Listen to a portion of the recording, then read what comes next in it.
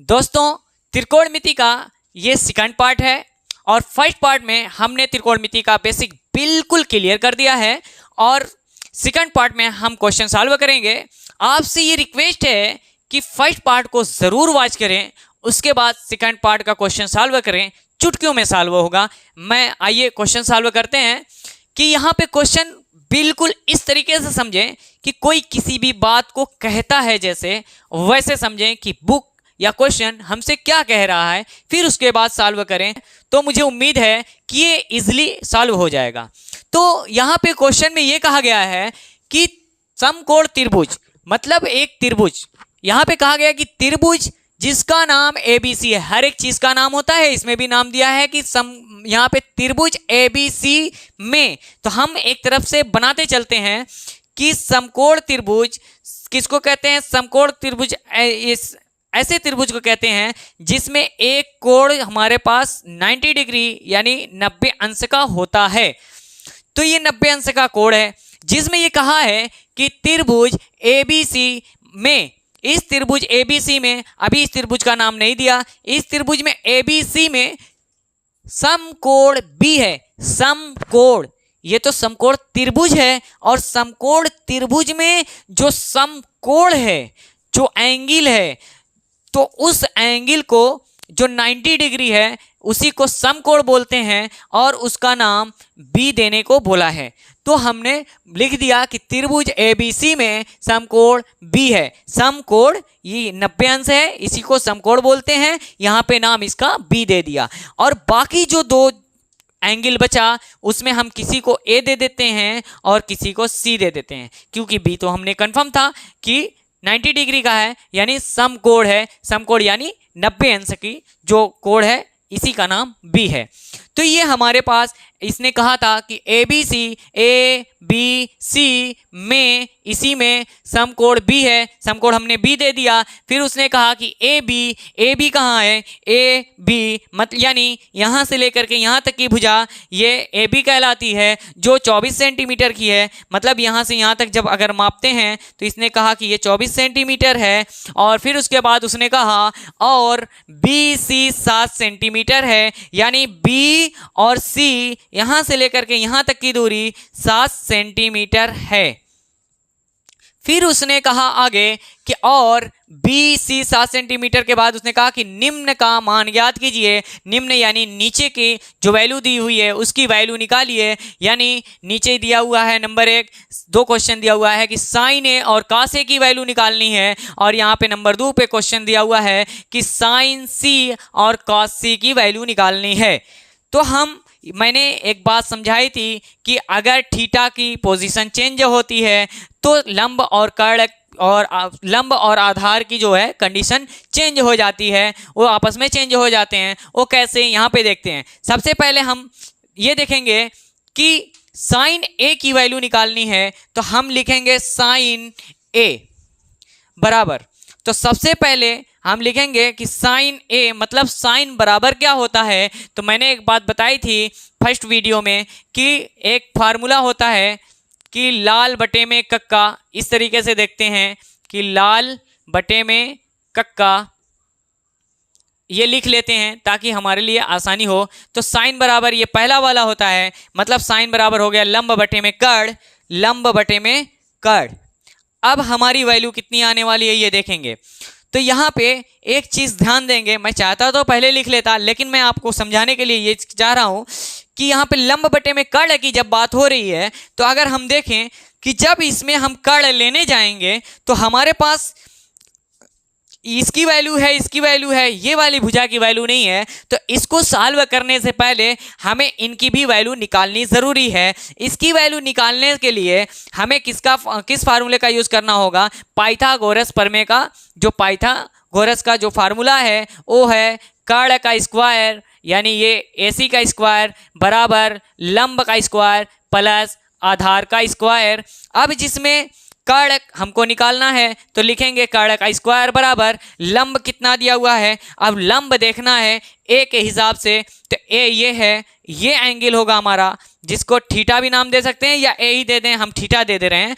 तो हम कहेंगे कि ए जो थीटा होता है, इसने कहा है कि ए लेना है, ये ध्यान में रहे कि ए लेना है, तो ए के सामने जो होता है वही लंब होता है और 90 अंश के सामने जो होता है वो कर्ण होता है। फिर उसके बाद जो बच जाता है वो बेस कहलाता है। तो इसलिए ये हम कह सकते हैं कि इसके सामने का लंब है।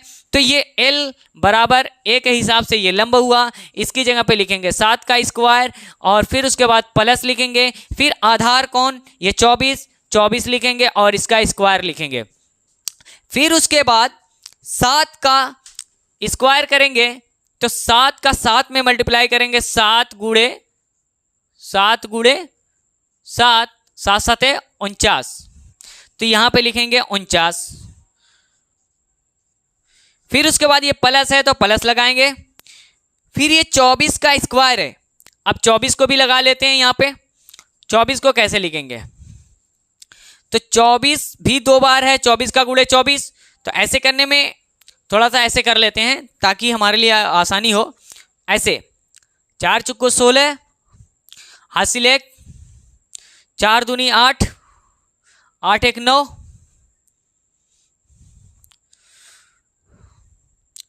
हासिल जो था वो 9। फिर उसके बाद 2 चुक्को 8, 2 दूनी 4, ये हो गया 6, ये 8 9 17 और 1 बचा इसमें हासिल, ये 4 1 हासिल मिला के 5, 576। तो हम ये कहेंगे कि 24 का जब स्क्वायर किया जाएगा तो 576 आएगा। फिर उसके बाद जब इसको ऐड किया जाएगा तो ये कह सकते हैं कि 6 9 15, 6 और 9 जोड़ ऐसे जोड़ लीजिए, 576 और ये 49। तो हम जोड़ेंगे तो 9 और 6 हो जाएगा 15 हासिल 1 और ये 7 4 11 हासिल 1 मिला के 12 हासिल 1, ये 5 और 1 हासिल मिलाकर के 625। यानी हम लिखेंगे टोटल 625। और जब इसका स्क्वायर हटाएंगे तो ये स्क्वायर हटाएंगे तो ये कड़ी में चला जाएगा 625 और जब ये कड़ी से बाहर निकलेगा तो हम इसको सिर्फ 25 लिख देंगे, क्योंकि 25 25 में 625 होता है। ये हमारा के बराबर आ जाएगा 25। ठीक, अब यहाँ से देखेंगे कि अभी क्वेश्चन नहीं आया, अभी कर्ण आया। अब हम लगाएंगे साइन ए बराबर लंब बटे में कर्ण। तो अब जब लिखना होगा तो साइन ए के हिसाब से देखा जाएगा तो ये लंब आएगा, जो लंब बराबर लंब की जगह पे लंब लिखना है। लंब कितना है, ए के सामने जो होता है वही लंब होता है। लंब कितना है, 7 है और यहाँ पे कर्ण कितना है, 25 है। ये हमारा आंसर आ जाएगा। साइन ए की वैल्यू, कास ए की वैल्यू चाहिए तो कास ए की वैल्यू, तो पहले तो कास ए बराबर यानी कास बराबर होता क्या है, तो हमने लिखा था कास बराबर लाल बटे में कक्का। तो कास का ये सेकंड वाला होता है, यानी मतलब आधार बटे में कर्ण होता है, आधार बटे में कर्ण होगा। अब यहाँ पे कास ए बराबर देखा जाएगा कि आधार ए कितना है, ए के हिसाब से ए के सामने ये लंब होता है, 90 के सामने जो होता है वो कर्ण होता है, जो बचता है वो आधार होता है। यानी आधार यहाँ पे लिखना है और आधार कितना है, 24 है और बटे में कर्ण, कर्ण कितना है, हाइपोटेनस कितना है, 25 25 है। यानी हम लिखेंगे 25। ये दोनों वैल्यू हमारी आ गई। फिर उसके बाद अब ये तो सॉल्व हो गए। अब दूसरे पे चलते हैं। यही मेन पॉइंट है दोस्तों, इसको गौर से देखिएगा कि यहाँ पे किस तरीके से बेस और लंब, जो बेस और परपेंडिकुलर दोनों में एक्सचेंज कैसे होता है, इसको समझिएगा जरा। यहाँ पे ये है कि साइन सी की वैल्यू आ गई और यहाँ पे साइन ए। लोग यहीं पे कंफ्यूज होते हैं, कैसे, यहाँ पे जब लिखा जाएगा साइन सी की वैल्यू, मतलब साइन सी बराबर साइन सी फिलहाल फार्मूला जब लिखना हो तो इसको 80 के हिसाब से नहीं देखेंगे। अभी ये देखेंगे कि लाल बटे में कक्का है अगर, तो हम यही कहेंगे साइन बराबर क्या होता है, लंब बटे में कर्ण। सेम फार्मूला यूज करेंगे, लंब बटे में कर्ण और ये हो जाएगा लंब बटे में कर्ण बराबर। अभी उसको सॉल्व करेंगे कैसे, बहुत मेन पॉइंट है और ये भी यहीं से देखते हैं। अब यहाँ पे लंब है, एल है, यहाँ पे एल लिखना है। एल कैसे आएगा? साइन सी। साइन सी मतलब जैसे हमने इसको थीटा माना था, साइन ए था, ऐसे ही इसने एंगल को रिप्रेजेंट कर रहा है, दिखा रहा है। कौन? किसको? सी को। यानी ये अब हमारा थीटा ये नहीं, हम इसको थीटा मानते हैं। मानने का मतलब ये हुआ कि उसने कहा है कि साइन सी लीजिए। जब साइन सी लेंगे तो इसके हिसाब से हमारा सी के सामने वाला जो होगा वो लंब होगा, और जो 90 अंश के सामने होगा वो कर्ण होगा, जो बचेगा वो बेस हो जाएगा। ये इस तरीके से चेंज हुआ कि सी के सामने, थीटा के सामने 24 जो है ये लंब होता है। हमने पहले कहा था कि थीटा के सामने लंब होता है, तो थीटा के सामने कौन है? 24 है, और थीटा के सामने लंब है, और लंब बराबर कितना? 24 दिया हुआ है, इसलिए एल बराबर हम लिखेंगे 24। और कर्ण तो सेम है, कर्ण कितना हुआ है? 25 है, ये तो 25 लिख देंगे। और दूसरा क्वेश्चन है कास सी। कास सी, कास बराबर होता है फार्मूले में आधार बटे में कर्ण। जैसे मैंने कहा था कि अगर समझ में ना आए तो आप लिखना लाल बटे में कक्का। मैंने कई बार इसको यूज किया है इसीलिए, ताकि आप लोग समझ गए। पहला साइन होता है, दूसरा जो होता है कास होता है। तो हम कहेंगे कि कास बराबर आधार बटे में कर्ण, कास बराबर आधार बटे में कर्ण। ये फिर लिखने के बाद हम जाएंगे यहाँ पे कि हमें चाहिए कौन? आधार बराबर चाहिए। अगर आधार बराबर हमें चाहिए तो हम सबसे पहले ये देखेंगे C है कि A है। तो यहाँ पे हमारे पास C है, तो C के सामने वाला देखेंगे तो ये लंब है। पहले उसके हिसाब से ये देखा जाता है कौन लंब है, कौन जो है उसमें बेसिक है, बेस है, आधार है। तो हमने यहाँ से देखा कि ये लंब है, तो ये लंब है और हमें चाहिए आधार। अगर ये लंब है और इसके सामने का कर्ण है तो जो बचा हुआ आधार है, सिंपल। तो जो बचा हुआ कौन है?